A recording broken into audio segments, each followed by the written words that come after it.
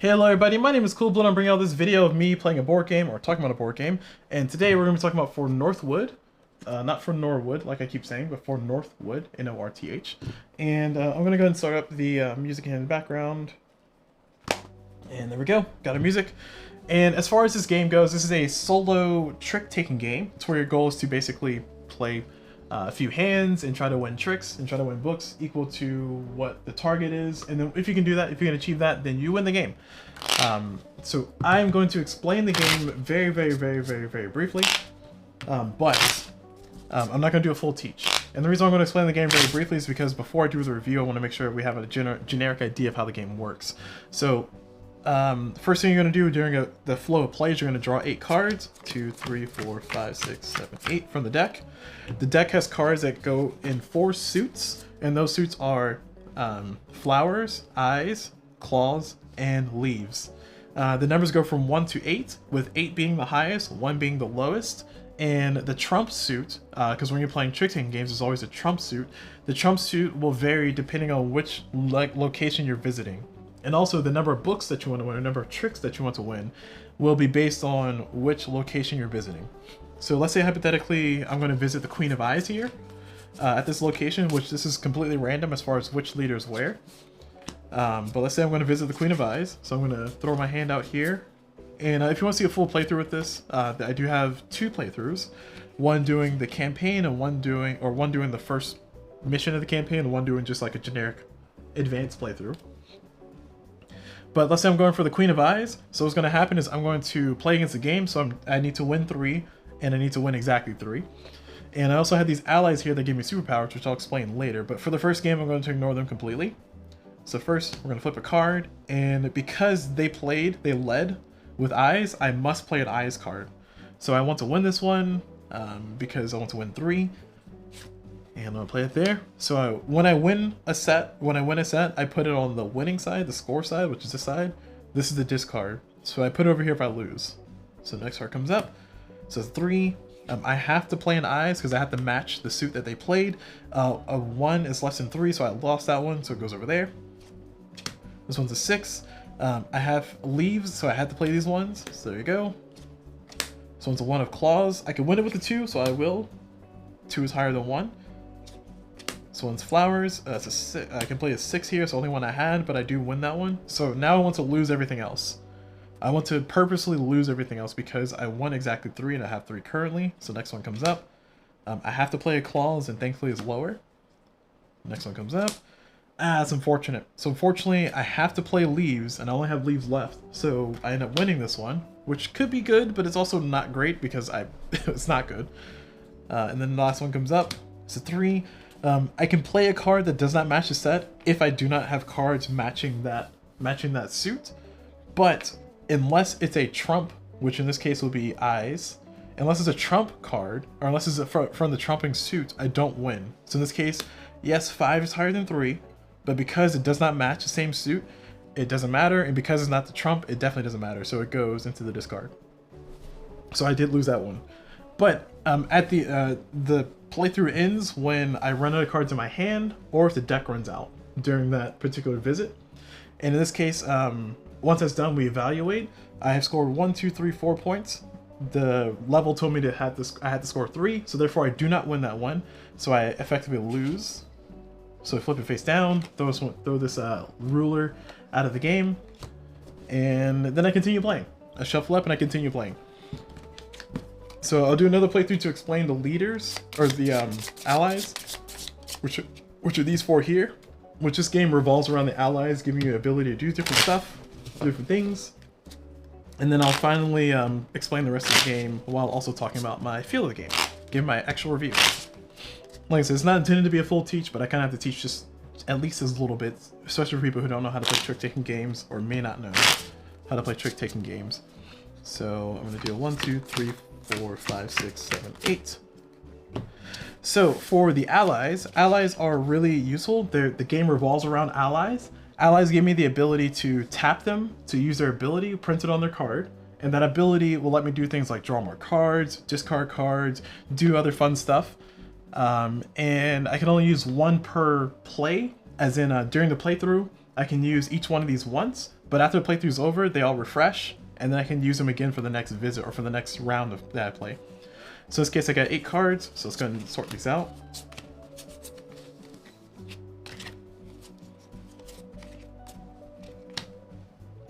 And let's see, based on what I have here, I'm going to go ahead and try to shoot the moon here. I'm going to try to go ahead and go for the King of Claws. I don't like my chances, but I'm going to do it. So now that I have the King of Claws, I am going to utilize my allies here. The trump suit is Claws. So that means that I have a lot of trump cards over here, which is nice.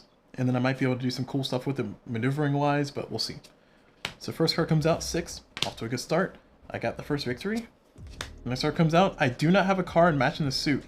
And remember how I said before, I can throw a card away. If it's not the same suit, then it's going to lose automatically. If it's the trump card, then it wins. So in this case, because I have none of the flowers, I can play one of these cards, and I'm going to use this to automatically win because it is of the trump suit. Yes, 2 is lower than 3, but it's of the trump suit, so it's going to win because it's a better suit. So next one comes up. 3 beats 2. Nice. And now we have another situation where I don't have any of that set. So I'm going to play this 4. And it has this 1, 2, 3, 4. So I want to win 3 more. Okay, so I do want to win this one. And I will win this one. So 1, 2, so this is 6. I can use my allies here to help me out. So I will go ahead and use one of my allies. I want to win 1 more. This is a convenient time to use this ally. So this ally, Jack of Leaves, allows me to exchange the ruler of the fief that I'm visiting with a neutral ruler up to 2 fiefs away. Neutral rulers are ones that I have not visited already that I've lost, or visited that I've won. So in this case, I can swap this leader with that leader, which is perfect, because that gives me more trump cards here, which could be risky, but I'm gonna do it. And cool, we're done with that. And now we're going to draw the next card. Perfect. So I'm going to win it with this trump card here of 1. Yes, 1 is less than 4, but it's a trump card, so I win that one. And finally, I'm going to I tapped that one. And finally, I'm going to use my last ruler, my last ally, which is Jack of Flowers. It says discard all cards that match the current ruler's suit. So this card matches that suit, so I get to discard it, and that's it. I'm out of cards. We now evaluate. I have 1, 2, 3, 4, 5, 6, 7. They need 7. I win it. So therefore they go for Northwood. And I have 4 points towards the end of the game. So that's kind of how all that works. Now, there's some other special things you can do with your rulers that you've won. So I can substitute. So during my next playthrough, so my next visit, let's say I go for the Queen of Leaves, I can substitute this ruler for one of these. Let's say I want to replace that one with them. What that does is allows me to, for that round, use this ruler, use this ruler's power instead of using the other ally's power. But then after the round is done, whether I win or lose, or whether I've used them or not, the ruler will go away out of the game. And I'll still have the points, but I've used a ruler. So that's how all that works. Now, let's go ahead and talk about my review of the game. So I like this game a lot. I'm somebody who has been playing spades nearly all my life. With my card games, specifically spades, near all my life. I play hearts. I prefer spades over hearts because I feel hearts is, I don't know, I kind of like the team effort of spades. But take it or leave it. And I haven't quite played many games of clubs, but trick-taking games are basically one of those core games that when I kind of look at them, I kind of think of family. I kind of think of, you know, going back home, playing games with my family. I'm trying to get my family to play more, I guess, lifestyle or artesian board games, if you will. But in the case of trick-taking games, I do try to avoid those normally. So I don't normally sit down and play a trick-taking game because I just feel, well, if I want to play a trick-taking game, why not play spades? But that said, this game is really fun because of the trick-taking mechanic and how quick it is to kind of play around and then move on to the next round, reset, and get things going. That's fun. I appreciate that. Also, the abilities that these powers give you are really, really nice. And there's a lot of variety in the game. I haven't even talked about the other part of the game, but let me take a step back and take those one by one. First and foremost, going into the quickness of play, setting up the playthrough is actually not that bad. Essentially what you do is you take all of your face cards, essentially, which would be these ones. And if you're playing the advanced game, which is what I was playing in my playthrough, if you play through an advanced game, you'll shuffle all of the ones with crowns and all the ones without crowns together into a deck. If you're playing a basic game, you take all the ones with crowns out, which is what I had set up earlier, and you put the jacks down as your allies. But you shuffle all those together, and then you have a nice little deck of 24 cards here. And then from that 24 cards, you're going to flip over the first one of each suit and put it down here for your allies. And then anytime you have one that's not your, that's a duplicate, I should say, you put it up here, and this kind of starts out your distribution. And the goal is to have 2 of each suit in the area for places you need to visit, and then 1 of each suit in your allies area. So like I said, the setup is pretty swift. As you see me kind of just burning through it here. Just enough time to process. Oh, that's the last one. Nope, that's not the last one. No, I'm missing claws. And just like that, the game is randomized, ready to go. And now you're ready to play. And then of course, from there, you take your cards and you shuffle. And speaking of the cards, the card quality is really nice, really great. I can't give enough praises. It's plastic cards. They are a little bit slippery when you're shuffling, which can be a problem sometimes, but they're not rough and slippery. I've had some plastic cards in the past that were very, very, very slippery. Like I just kind of touch them and they fly around the room. And I've also had some plastic cards that were very rough for some reason. Like they had rough tops, and I guess it made it less slippery, but it didn't feel good on the hands. I don't know what that was all about. But at any rate, these are nice plastic cards, much in the same rustic quality that Side Room Games has, specifically for Grove, which I have put across the room. But Grove is also another game that had plastic cards. And then you deal out your 8. 3, 4, 5, 6, 7, 8.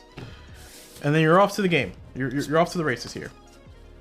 You can go ahead and do your cards out and do the whole thing and then play the whole game. So that quick like setup and breakdown is pretty nice. Yeah, it takes a little bit to kind of initially set it up, but once you have your decks split, once you have everything kind of shuffled together, you can really quickly jump into the game and keep playing. The variety of the game comes in from the fact that you can vary up your allies. You can set your own allies. You can make it, I want to try an ally with Lady of Flowers instead of the Jack of Flowers. And you can make your own game up that way. Or you can actually play through a campaign, which is called the Noisy Year, which is included in the game, which I appreciate a lot. So the campaign, I did the first playthrough on a video playthrough, so go ahead and check it out. I did Summer 1, and that was a lot of fun. It was the speed debating, and the cool thing about it is that not only is it you know, set up the game with XYZ in these places, but it's also it also gives you some special rules, like some challenges. Like for this one, you have 3 allies instead of 4. If you want to go for the challenge, which you don't have to, but you can. And then the special rules for this one is that whenever you play a card, if you win with it, then all cards of the same number that match it go in that same pile of victory. And if you lose with it, then all the cards of the same number go into the discard pile. And let me tell you, that mechanic was really fun. It made the game really fresh. It changed up the strategy and the approach you have to have with it. And it really made me think about how did I want to play my allies? How did I want to play my cards? You know, do I win this one? And if I win this one, I'm gonna accidentally win 3 instead of 1. But if I lose this one, I'm gonna lose 3 cards instead of 1 card. It changes up the game a lot. And that was just the first scenario. There are, in this book, there are 16 scenarios. So there's 4 for each season, and there's summer, winter, fall, spring, or summer, fall, winter, spring. So there's a lot of variety available just here. And you don't have to play through all of it, but you can, and that's really fun. And like I said, there's a lot of variety here just on this, and there's just so much to like about this game. It's such a small box, and I just appreciate it a lot. So I don't think it's going to be a game that I'm going to play 10 times in a row or anything like that, but I can say that I've probably played it maybe nearly 10 times in a row. And that's 10 separate games of it in a row, not you know, 8 visits, because technically you're playing 8 games if you consider one of these sets a game, but I feel like it's a little unfair. Anyway, so a lot of variety, a lot of things to like about this game. The powers are pretty cool. There's some chaos in this game, and I do want to emphasize that you are playing a trick-taking game. So there are times to where it's just no matter what you do, you are going to lose that thing that you have set up, or no matter what you do, you're going to win. And sometimes you don't want to win. Like for instance, if you end up in a situation to where you have a, situation to where you're trying to lose everything, you're trying to lose all your sets, and you end up with the 8 of eyes in your hand, you end up with the trump card of 8 in your hand, you're just gonna have to deal with it. Either one of your allies can hopefully come and rescue you, or you're just gonna lose that one. And I've had situations to where it's like, ah man, no matter what I did, I was just gonna end up losing that. And I've also had situations where I was like, oh man, the whole world is falling apart. There's no way I can win this. I have a 2 of this card, I need to win 1 more. And then the 1 of that suit shows up. I was like, oh, I can win it. Ah, victory. So that's definitely happened to me before. So that goes a long way to say that there's a lot of variety. There's a lot to like about this game. Yes, it is a trick-taking game. Yes, it can become very mundane and systematic and programmatic. Like what I'm trying to say. It can be very samey because you're kind of doing the same thing and winning the trick and trying to win, bid on your books and everything. But the variety that it comes in, the variety that it offers, I should say, is that it does give you these varied powers, and it gives you the ability to use the powers of your rulers that you have up here. Once you've successfully convinced them, once you successfully won their location, and I think that adds a lot of variability to kind of take a game that's pretty much random, or not necessarily random, but kind of deterministic, if you will, where it's like, okay, if you have the 8, the 4, and the 6, let's do 8, 4, 6, 7.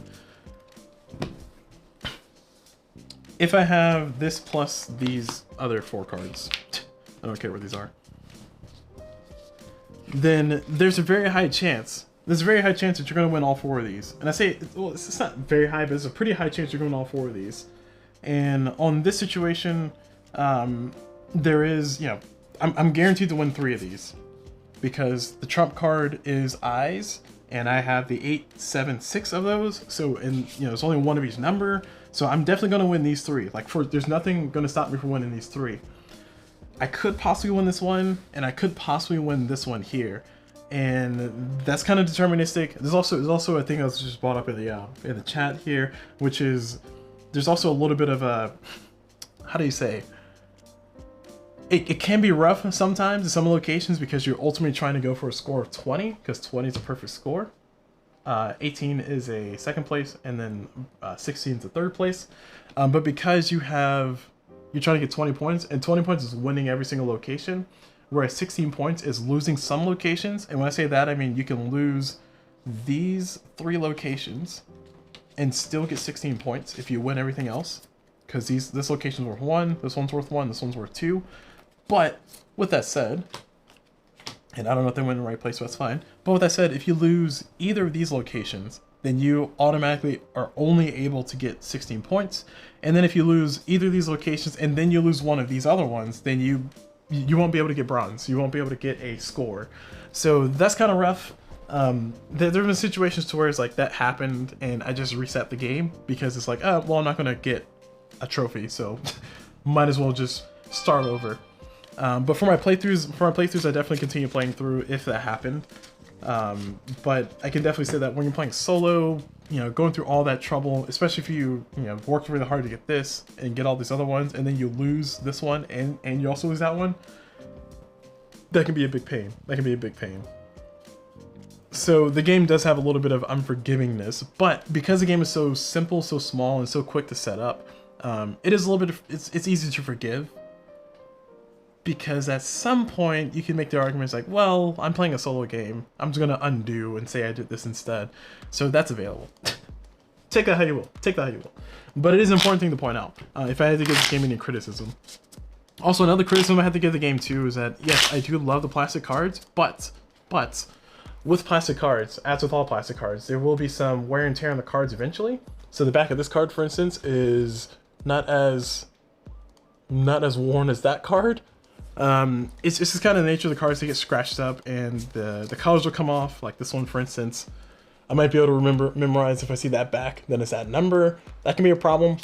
So that's another thing that can come up. The card quality is really good. It's fantastic, but it's just because the backs have very distinct color bubbles here, there can be some potential card counting or potential card tracking if somebody is so inclined to do so. So take that how you will. For me, I don't think about the game that seriously to try to count the card or keep track of, hey, that card has a big dot in the middle. Oh, that's a 3. This is not the way I play the game, but it is a thing to consider, which means that you might want to sleeve your plastic cards, which I considered it, but they're plastic cards, so I just had to go with it. And the game is relatively cheap to get at this current point in time because it's still in print, so it's not that big of a deal to go and purchase another copy if yours become worn. You know, go ahead and support Side Room Games. Anywho, so at this point I'm pretty much rambling and ranting, about the game over and over, so I'm gonna go cut it there. But overall, my top feeling of the game is that I do enjoy this game a lot. It is a very good game, especially for a small box game. So small box, big game. I can put into that series. Oh man, I forgot. I haven't put another video on that series in a while. But I would recommend it. So definitely check it out. And let me know what you all think in the comments below. It is a trick-taking game that is kind of low in the totem pole for me as far as board games that I'm attracted to. But this one hits all the right notes. So we'll give it the credit where credit is due. So that's gonna be it for the video. Thank you all very much for watching. Hope you all enjoyed it. And as always, I will see you all whenever.